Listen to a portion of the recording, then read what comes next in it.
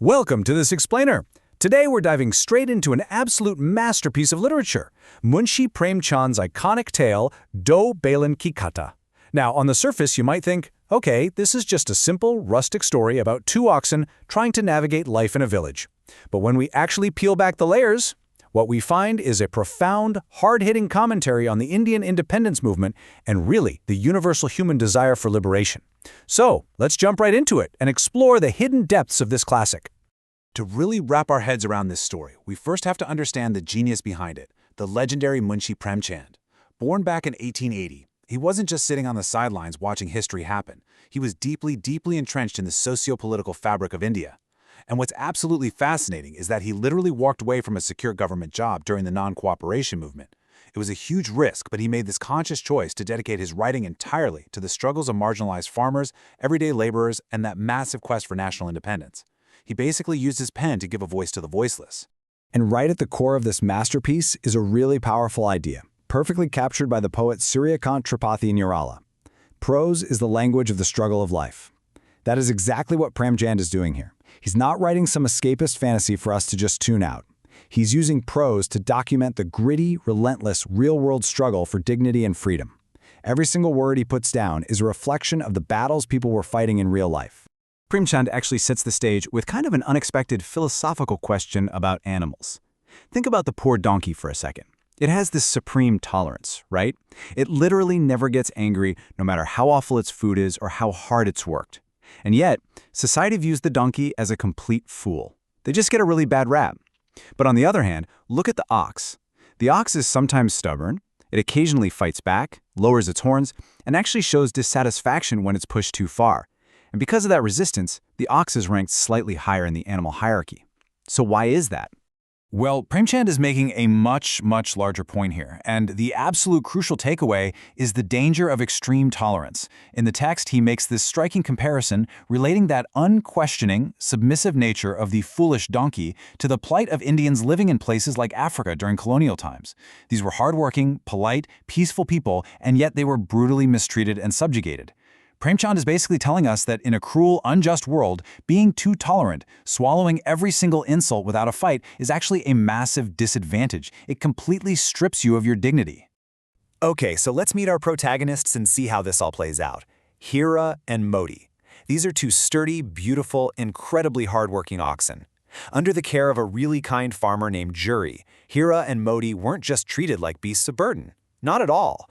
They lived a life full of dignity, respect, and mutual affection. Sure, their days were filled with hard, grueling work, but they also got genuine care from their master. And the dynamic between these two is just something else.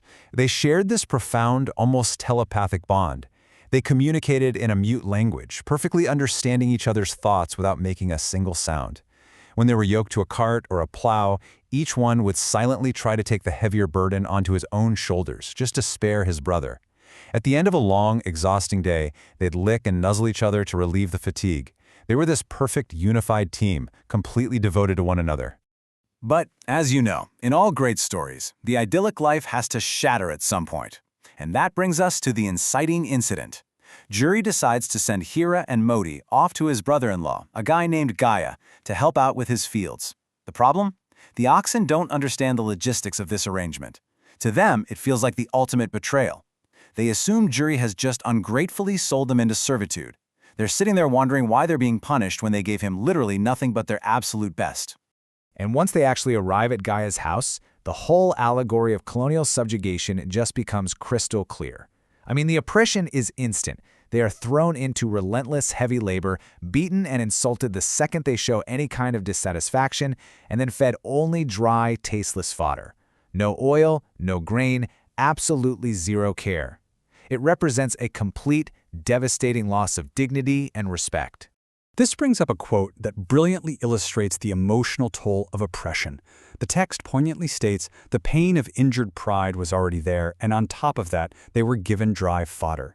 I really want you to think about that for a second. The physical hunger, the terrible food, that was actually secondary. The real agony was the pain of injured pride. This is such an incredibly powerful metaphor for the psychological damage and the total loss of self-worth suffered by colonized and oppressed people everywhere.